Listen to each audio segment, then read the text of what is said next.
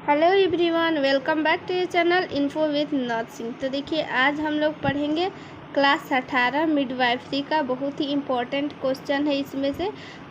इसमें से बहुत सारा आता है। तो चलिए हम लोग क्लास को स्टार्ट करते हैं।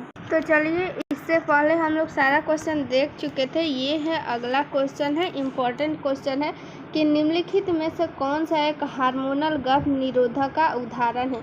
ऑप्शन नंबर फर्स्ट है शुक्राणुनाशक जेली, ऑप्शन नंबर बी है डेप्रोप्रोवेरा, ऑप्शन नंबर सी है डायफ्राम और ऑप्शन नंबर डी है महिला कंडोम। तो इसका राइट आंसर क्या हो जाएगा। यहाँ पे आप लोग क्वेश्चन में देखिए कि पूछ रहा है हार्मोनल गर्भ निरोधक। तो ये आंसर नहीं हो जाएगा और ये भी आंसर नहीं हो जाएगा, क्योंकि ये सारा तो अंग है और ये क्या है, जेली है। और जो है ये तो हार्मोनल नहीं है। तो क्या हो जाएगा ऑप्शन नंबर, आप लोग कमेंट में आंसर दीजिए। इसका आंसर क्या हो जाएगा, ऑप्शन नंबर बी डेप्रोवेरा इसका राइट आंसर हो जाएगा। बहुत ही इम्पोर्टेंट क्वेश्चन है ये, गर्भ निरोधक का आप लोग जो है नाम याद रखिएगा। तो चलिए अगला क्वेश्चन क्या कहता है, बहुत ही इम्पोर्टेंट प्लस में इजी क्वेश्चन है। आप लोग इसका जो है कमेंट में आंसर ज़रूर दीजिएगा कि कुत्ते के काटने का तुरंत इलाज क्या है। देखिए, ये जो है परीक्षा के दृष्टिकोण से भी ये इम्पोर्टेंट है और ऐसे नॉलेज के लिए भी बहुत ही इम्पोर्टेंट है। ये जो है बहुत इम्पोर्टेंट है। देखिए, ऑप्शन नंबर फर्स्ट है अस्पताल में भर्ती कीजिएगा कि प्राथमिक सिलाई, घाव को साबुन और पानी से धोना, कि बर्फ़ का अनुप्रयोग यानी बर्फ़ का प्रयोग कीजिएगा। इसमें से आप लोग क्या कीजिएगा, खुद से आप लोग सोचिए और इसका कमेंट में आंसर दीजिए। थोड़ा देर बाद हम इसका आंसर बताइए और फिर देखिएगा आपका आंसर सही है या फिर गलत। तो इसका राइट आंसर क्या हो जाएगा, ऑप्शन नंबर सी घाव को साबुन और पानी से धोएं। तो कुत्ते को काटने का तुरंत इलाज यही है कि घाव को साबुन से धोना चाहिए, ज़्यादा प्रवाह से उसको धोना चाहिए जहाँ पे भी कुत्ता काटा हुआ है, और फिर साबुन से उसको धोना चाहिए। और उसको वहाँ पे बहुत तेज़ धार वाली जैसे नल हो गया, तो इस चीज़ से वहाँ पे पानी गिराना चाहिए और साबुन से धोना चाहिए, ताकि वहाँ का वायरस जो है वो शरीर में नहीं फैला। और उसके बाद से जो उसका प्राथमिक इलाज है उसके लिए उसको ले जाना चाहिए, जो भी नज़दीकी अस्पताल है वहाँ पे ले जाना चाहिए। तो चलिए अगला क्वेश्चन देख लेते हैं। देखिए, आप सभी को पता है कि एग्ज़ाम का जो है आप लोगों का डेट पता है कि एग्ज़ाम बहुत ही जल्द होने वाला है। तो आप लोग जो है ये ज़रूर से ज़रूर आप लोग तैयारी कीजिए, क्योंकि एग्ज़ाम हो या नहीं हो ये तो बाद की बात है। फ़िलहाल जो है तैयारी कर लीजिए कि एग्ज़ाम हो भी तो भी कोई दिक्कत नहीं हो। तो देखिए, मलेरिया का वेक्टर होस्ट कौन है। वेक्टर मतलब कि क्या, वाहक, यानी मलेरिया रोग का जो वाहक होता है वो कौन है, इसमें से कौन मलेरिया रोग का वहन करता है, यानी एक व्यक्ति से दूसरे व्यक्ति में फैलाता है। तो ऑप्शन नंबर फर्स्ट है मादा एनाफिलीज मच्छर, ऑप्शन नंबर बी है एडीज मच्छर, ऑप्शन नंबर सी है नर एनाफिलीज और ऑप्शन नंबर डी है मच्छर, सिंपल मच्छर। तो इसका राइट आंसर क्या हो जाएगा, ऑप्शन नंबर ए हो जाएगा राइट आंसर। मादा एनाफिलीज मच्छर जो है यही एक मच्छर है जो मलेरिया का वेक्टर है, यानी मलेरिया रोग का वहन करती है। कोई भी मच्छर जो है मलेरिया रोग का वहन नहीं करती है, बल्कि सिर्फ और सिर्फ मादा। ये याद रखिएगा आप लोग, ऑप्शन में कहीं कहीं नर भी दे देता है और कहीं मादा भी। तो यहाँ पे आप लोग ध्यान से देखिएगा कि मादा जहाँ पे हो, मादा मतलब कि क्या, फीमेल मच्छर, ठीक है। अगर जो मच्छर हम लोगों को काटती है तो वो सिर्फ और सिर्फ फीमेल मच्छर ही काटती है, मेल मच्छर जो है वो नहीं काटती है, वो जो है खून आप लोगों का नहीं चूसती है, ठीक है। ये चीज़ जो है आप लोग ध्यान में रखिएगा। अगला क्वेश्चन देख लेते हैं। अगला क्वेश्चन 126 नंबर क्वेश्चन क्या कहता है कि चेचक के कारक जीव, यानी चेचक जो है किस वायरस से फैलता है, यही पूछ रहा है। तो वेरियोला वायरस की, पारामाइक्सो वायरस की, वेरिसेला जोस्टर विषाणु की, मैक्सो वायरस होगा। इसमें से राइट आंसर क्या हो जाएगा, ऑप्शन नंबर ए जो है इसका राइट आंसर हो जाएगा। देखिए यहाँ पे आप लोग ध्यान देखिएगा, एक चेचक रहता है और एक यहाँ पे रहता है छोटी माता। इन दोनों का जो है नाम का वायरस जो होता है ये दोनों मिलता जुलता रहता है। ये एक होता है वेरिसोला होता है और एक होता है वेरिसोला हो जाएगा और एक वेरियोला हो जाएगा। ओ भी यहाँ पे लिखता है, यहाँ पे ओ यू है ना, तो यहाँ पे कहीं कहीं ओ भी लिखता है, तो इस चीज़ को भी ध्यान रखिएगा। लेकिन यहाँ पे आप लोग एक चीज़ याद और ध्यान से पढ़िएगा, वेरिसोला और वेरियोला। तो वेरिसोला जो वायरस होता है इससे फैलता है छोटी माता और फिर जो है चेचक फैलता है किससे, वेरियोला से चेचक फैलता है। ठीक है, वेरियोला से क्या फैलेगा, चेचक, वेरियोला चेचक, और छोटी माता जो होता है वेरिसोला से छोटी माता। इस चीज़ में आप लोग कन्फ्यूज नहीं होइएगा। और ये दोनों बीमारी होता है, चेचक और छोटी माता दोनों में संपूर्ण शरीर ही प्रभावित अंग होता है। ठीक है, छोटी जो माता होती है और चेचक दोनों में कौन सा संपूर्ण अंग प्रभावित होता है, तो संपूर्ण अंग जो होता है इसमें प्रभावित होता है।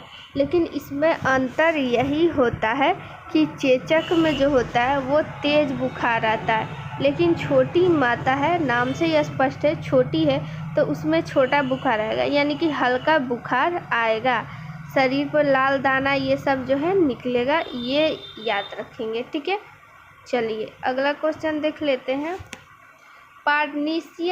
पार्नीसियस एनीमिया किस विटामिन की कमी से होता है? क्या पूछ रहा है क्वेश्चन, पार्नीसियस एनीमिया। तो इसका ऑप्शन नंबर फर्स्ट है B1, B12, विटामिन सी और विटामिन डी। तो ऑप्शन से है आप लोग देखिए, विटामिन सी तो नहीं होगा और विटामिन डी भी नहीं होगा, तो बचा B1 और B12। तो पर्नीसियस का आप लोग जो है ये ध्यान में रखिएगा, एनीमिया यहाँ पे जो पर्नीसियस एनीमिया होगा, तो देखिए B1 से तो होगा भी नहीं, क्या यहाँ पे ऑप्शन जाएगा B12। देखिए आप लोगों को कोई भी क्वेश्चन नहीं याद रहेगा ना, तो आप लोग ऑप्शन के अकॉर्डिंग भी आप लोग जा सकते हैं।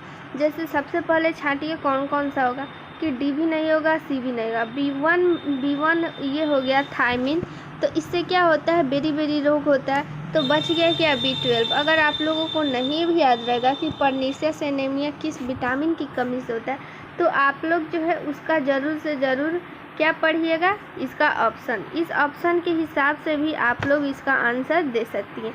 तो बात करते हैं एनीमिया आखिर कौन कौन सा विटामिन से होता है। तो देखिए बी में बहुत सारा टाइप होता है, तो B6 से भी होता है। B6 का क्या है रासायनिक नाम, इसका रासायनिक नाम होता है पायरिडॉक्सिन। और एक होता है B11 का इसका रासायनिक नाम क्या होता है, फॉलिक एसिड। तो B6 की कमी से भी होता है और B11 की कमी से भी होता है और B12 की कमी से भी होता है। तो B12 का रासायनिक नाम क्या हो जाएगा, साइनाकोबालामिन। ये बहुत इम्पोर्टेंट है, इसको याद रखिएगा, क्योंकि इसका जो है रासायनिक नाम पूछता है, तो रासायनिक नाम ज़रूर से ज़रूर याद रखिएगा, क्योंकि ये जो है साइंस में भी आता है और आप लोगों का हेल्थ प्रमोशन में भी दिया रहता है। तो ये दोनों तरफ से इम्पोर्टेंट है, इसलिए ये क्वेश्चन पूछता है। इसका रासायनिक नाम आप लोग ज़रूर से ज़रूर याद रखिएगा। तो अगला क्वेश्चन देख लेते हैं। हम लोग का अगला क्वेश्चन क्या है कि भारत में यहाँ देखिएगा मध्याह्न भोजन यानी मिड डे मील कार्यक्रम कब शुरू किया गया था। तो इसका आंसर आप लोग बताइए क्या होगा, 2000 होगा कि 1985 होगा कि 1997 हो जाएगा कि 1995 हो जाएगा। तो इसका राइट आंसर हो जाएगा 1995, ऑप्शन नंबर डी। तो चलिए अगला क्वेश्चन देख लेते हैं। कोपलिक धब्बे किसकी विशेषता है, यानी कि कोपलिक धब्बा बताएंगे आगे कि क्या होता है। तो फिलहाल इसका अभी यहाँ जानिए कि कोपलिक धब्बा जो होता है किसकी विशेषता है। तो यहाँ पे ऑप्शन दिया हुआ है, ऑप्शन पढ़िए यहाँ पे। ऑप्शन नंबर फर्स्ट है कंठमाला का रोग, ऑप्शन नंबर बी है हैजा, रूबेला और आंत्र ज्वर। तो इसका राइट आंसर क्या हो जाएगा, option number C, option number C जो राइट आंसर हो जाएगा। रूबेला, रूबेला आप लोग देखे होंगे। तो ये सबसे पहले हम ये बता देते हैं कि यहाँ पे आप लोगों को क्या पूछ रहा है, कोपलिक धब्बा। कोपलिक मतलब क्या होता है, काला धब्बा। तो काला धब्बा जो होता है वो किस में होता है, रूबेला में। ये छोटे बच्चों में होता है। आप लोग को फिगर में दिखा देते हैं। तो यहाँ पे आप लोग देखिए, ये जो है धब्बा धब्बा टाइप का लग रहा है, तो यही इसी का नाम है रूबेला। तो आप लोग सोचिएगा कि ये जो है चेचक की तरह दिख रहा है। तो देखिए, चेचक और ये रूबेला जो है सिमिलर नहीं होता है, दोनों अलग अलग होता है। कैसे? क्योंकि ये देखिए, इसमें ना केवल धब्बा जैसा होता है, लेकिन चेचक में जो होता है वो फोड़ा टाइप का रहता है, उसमें पानी रहता है, लेकिन इसमें जो है पानी नहीं रहता है। यही अंतर होता है इसमें। तो यही हम लोग जो है ये चीज़ समझ गए। तो अगला क्वेश्चन हम लोग देखते हैं कि संक्रामक जो है, इसको जूम कर देते हैं, 1 मिनट। चलिए, हो गया। इसका हम लोग ये देख लेते हैं कि संक्रामक गैर तीक्ष्ण जो है अपशिष्ट एकत्र किया जाता है। यानी कि संक्रामक चीज़ों को हम लोग किस बैग में एकत्र करेंगे, पीला कि काला कि नीला कि लाल बैग में। ये बहुत ही इम्पोर्टेंट है, इस चीज़ को भी आप लोग ध्यान रखिएगा।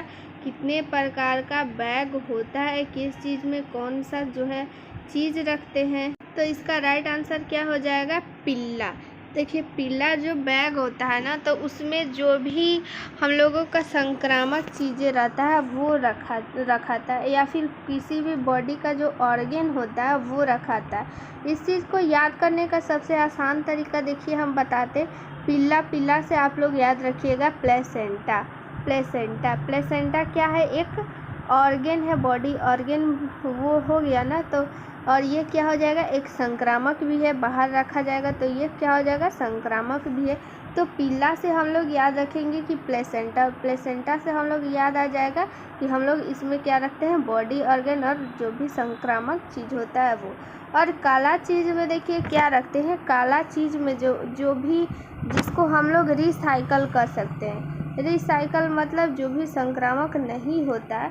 और फिर जैसे कागज़ हो गया, जैसे कूड़ा हो गया ना, तो ये काला से आप लोग याद रखिएगा, कूड़ा या फिर कागज़। काला से क से काला, क से कागज़। ये सारा चीज़ हम लोग क्या किस में रखेंगे, इसमें हम लोग रखेंगे कूड़ा या फिर कागज़, जो भी रिसाइकल हम लोग कर सकते हैं। नीला चीज़ में हम लोग रखते हैं नुकीली चीज़। न से नीला, न से नुकीली। देखिए, बहुत ही ये ट्रिकी चीज़ है, इसको याद करने की कोई ज़रूरत नहीं है। ये चीज़ आप लोग जैसे नुकीली में क्या आ जाएगा, हम लोग का नीडल आ जाता है, ठीक है, या फिर हाँ नीडल, कोई भी नुकीला चीज़ आप लोग को पूछे, या फिर शीशा, ये सारा चीज़ हम लोग नीला चीज़ में रखते हैं, नीला बैग में। पी से क्या हो गया, पीला से क्या हो गया, प्लेसेंटा। पी से पीला, प से प्लेसेंटा। क से काला, क से कूड़ा होता है या फिर कागज़, दोनों याद रख लेंगे। क से काला, क से कागज़। नीला बैग में न से नीला, न से नुकीला। नुकीली चीज़ को लाल से होता है लचीला, यानी ला से लाल, ल से लचीला। तो लचीला चीज़ में क्या आ जाएगा, जैसे कोई भी हम लोग स्लाइन चढ़ाते हैं तो उसका जो डिब्बा होता है ना प्लास्टिक का, वो सारा चीज़ लचीला होता है। या फिर उसका जो पाइप होता है वो सारा कुछ क्या होता है, लचीला होता है। तो ये सारा कुछ हम लोग लाल बैग में रखते हैं। ये आसान बहुत ही तरीका है याद करने का, इस चीज़ को याद रखेंगे, पूछता है एग्ज़ाम में, तो उस टाइम आप लोग को कोई भी दिक्कत नहीं होगा। चलिए अगला क्वेश्चन देख लेते हैं। अगला क्वेश्चन क्या कहता है कि भारत में राष्ट्रीय परिवार कल्याण कार्यक्रम शुरू किया गया था। यानी कि भारत में परिवार कल्याण कार्यक्रम जो है कब शुरू किया गया था, 1952, 1965, 1961, 1968। तो इसका राइट आंसर क्या होगा, ऑप्शन नंबर फर्स्ट, 1952। चलिए अगला क्वेश्चन देख लेते हैं कालाजार के बारे में कि कालाजार जो है वो किसके कारण होता है, कालाजार का कारण क्या है। तो देखिए ऑप्शन नंबर फर्स्ट है लिस्मैनेसिया। लिस्मैनेसिया के कारण होता है कि ऑप्शन नंबर देखिए बी यहाँ पे दिया हुआ है, ट्रिपेनोसोमा गैम्बियस, टीनिया सोलियम की वुचेरिया बैनक्रफ्टी। तो ये सब किस चीज़ का नाम है? ये सब जो है उस चीज़ का नाम है जिसके कारण से ये जो है होता है, यानी कि जिस कारण से ये रोग होता है। जैसे किस किस कारण से हो जाएगा, जैसे बैक्टीरिया, वायरस, परजीवी, ये सब कारण से क्या होता है, बीमारियां होती है। यानी ये सारे जो भी जीव हैं ये बीमारी को फैलाते हैं। तो ये जो है सबसे पहले काला जार तो है परजीवी के कारण होता है। यानी परजीवी को इंग्लिश में क्या कहते हैं, कहीं कहीं प्रोटोजोआ लिखता है इंग्लिश में। तो इस चीज़ को भी ये दीजिएगा। कभी कभी क्वेश्चन में ये भी पूछ देता है कि काला जार किससे होता है, वहाँ पे दे देगा परजीवी, बैक्टीरिया, वायरस, इनमें से क्या। तो आप लोग ये वहाँ पे राइट आंसर दे दीजिएगा परजीवी। अगर परजीवी की जगह प्रोटोजोआ लिखा रहेगा तो आप लोग प्रोटोजोआ राइट आंसर दीजिएगा। और फिर प्रोटोजोआ में अगर डीपली पूछेगा कि किस प्रोटोजोआ के कारण होगा काला जार, तो ये काला जार जो है लीशमैनिया परजीवी के कारण होता है। अगर इसका वाहक पूछा जाए कि कौन सा जो है वाहक होता है, वाहक में क्या होता है, मच्छर ही होता है इसका वाहक। लेकिन कौन मच्छर होता है, बालू मक्खी। आप लोग देखे होंगे या फिर सुने होंगे सैंड फ्लाई, इसको जो है इंग्लिश में लिखता है सैंड फ्लाई। तो हिंदी इंग्लिश दोनों भी याद रखेंगे क्योंकि इसका कभी कभी जो है इंग्लिश नाम भी दे देता है सैंड फ्लाई। यानी कि क्या हो गया, काला जार जो है लीशमैनिया प्रोटोजोआ के कारण होता है। लेकिन इसका वाहक कौन करता है, वाहक मच्छर होता है। वो कौन सा मच्छर होता है, बालू मक्खी। इसको बालू मक्खी को और क्या बोलते हैं, सैंड फ्लाई बोलते हैं। चलिए अगला क्वेश्चन देख लेते हैं। किस बीमारी को, चलिए यहाँ पे जो है हम कलर दूसरा चूज कर लेते हैं। चलिए, किस बीमारी को जन्मजात रोग भी कहते हैं, यानी किस बीमारी को हम लोग जन्मजात कहेंगे, तो संक्रामक बीमारी को बोलेंगे कि अधिग्रहित को, कि संक्रमित को, कि जन्मजात को। इसका आंसर बहुत ही इजी है, आप लोग इसका आंसर कमेंट में ज़रूर दीजिएगा। तो इसका राइट आंसर क्या हो जाएगा, जन्मजात। जन्मजात इसका जो खुद ही दिया हुआ है, तो जन्मजात रोग को ही, जो भी जन्मजात मतलब क्या, जो रोग जन्म से ही होता है, जैसे कि डायबिटीज हो गया, या फिर क्या हो जाएगा, आप लोग 2-4 जो है जन्मजात रोग का ज़रूर से ज़रूर आप लोग कमेंट कीजिएगा ताकि आप लोगों को भी याद हो जाए। तो जन्मजात रोग वैसा रोग होता है ना कि इसका कोई भी इलाज भी नहीं होता है। और क्या हो जाएगा, नीला और हरा जो होता है वो नहीं दिखाई देता है, उसमें जो है नीला को लोग हरा दिखाई देता है और हरा को नीला दिखाई देता है। वो कौन सा बीमारी है आप लोग कमेंट में ज़रूर बताइएगा। और वो बीमारी जो होता है जन्मजात रोग होता है। ये रोग का नाम आप लोग कमेंट में ज़रूर बताइएगा। अगला क्वेश्चन देख लेते हैं कि इंसुलिन की कमी के कारण होता है, यानी इंसुलिन किसके कमी के कारण होता है। यहाँ पे क्वेश्चन यही है। हंटिंगटन का कोरिया, मधुमेह, बौनापन यानी या फिर मूत्र में, यानी इंसुलिन की कमी के कारण कौन सा बीमारी होता है, यहाँ पे ये पूछ रहा है। तो इसका राइट आंसर हो जाएगा क्या, मधुमेह। यानी इंसुलिन जब भी कमी हो जाएगा, इंसुलिन की कमी, तो मधुमेह होता है। कैसे कि देखिए यहाँ पे हम लोग इसको डिटेल में पढ़ें तो इंसुलिन का स्राव कहाँ से होता है, पैनक्रियाज से होता है। पैनक्रियाज को क्या बोलते हैं हिंदी में, अग्न्याशय। तो अग्न्याशय से जो है वो इंसुलिन का स्राव होता है। और यही इंसुलिन जो है मधुमेह को कंट्रोल करता है, यानी शुगर को कंट्रोल करता है। लेकिन इंसुलिन का अगर स्राव ही नहीं होगा तो क्या होगा कि वो जो भी शुगर होगा ज़्यादा बॉडी में हो जाएगा, फैल जाएगा। क्योंकि इंसुलिन ही कंट्रोल किसको करता है, शुगर को, यानी कि क्या, फ्रैक्टोज को, ग्लूकोज को।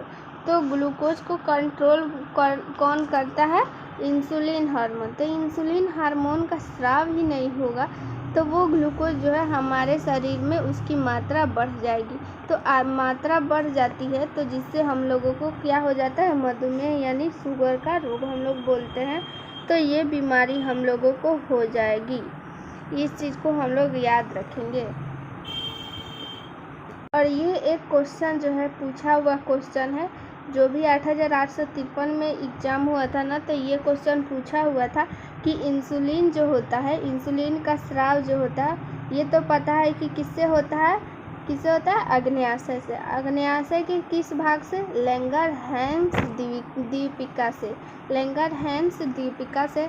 लैंगरहैंस द्वीपिका कहाँ होता है? आग्नेयाशय में होता है। तो इसी आग्नेयाशय के लैंगरहैंस द्वीपिका, यहाँ पे आप लोगों को लिख देते हैं लैंगरहैंस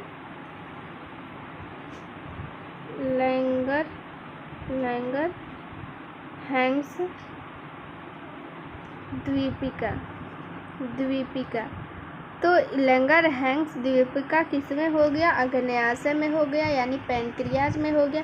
और इसी लैंगरहैंस द्वीपिका में जो होता है अल्फा, बीटा और गामा सेल होता है।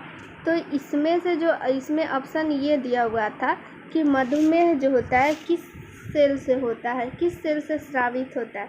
यहाँ पे दे दिया था बीटा सेल, और फिर कि अल्फा सेल, कि गामा सेल किस सेल से होता है। तो इस चीज़ को आप लोग एक इम्पॉर्टेंट नोट करके रख लीजिएगा कि बीटा सेल से स्रावित होता है, इंसुलिन का स्राव होता है। पूछा हुआ क्वेश्चन है, किसमें? 8853 में पूछा था कि बीटा सेल से जो है इंसुलिन का स्राव होता है। तो चलिए आप लोगों के लिए एक जो है लास्ट में हर क्लास में एक लास्ट क्वेश्चन पूछा जाएगा, जिसका आप लोग कमेंट में आंसर ज़रूर दीजिएगा। तो आप लोगों का क्वेश्चन ये है कि जो भी किडनी में होता है पत्थरी हो जाता है, तो वो पत्थरी जो है किसके कारण से होता है। इसका आंसर आप लोग कमेंट में ज़रूर दीजिएगा कि पत्थरी जो होता है किसका बना होता है। ठीक है, पत्थरी जो है किसका बना होता है, किडनी में हो या फिर कहीं भी हो, लेकिन पत्थरी जब हो जाता है यानी इसको स्टोन बोलते हैं, तो वो स्टोन किसका बना होता है, किसका बना होता है। ठीक है, किसका बना होता है, क्योंकि ये जो है क्वेश्चन पूछा हुआ है 8853 में, इसीलिए आप लोग कमेंट में ज़रूर बताइएगा। देखते हैं किसको किसको पता है। ठीक है, मिलते हैं नेक्स्ट वीडियो में। थैंक यू, जय हिंद।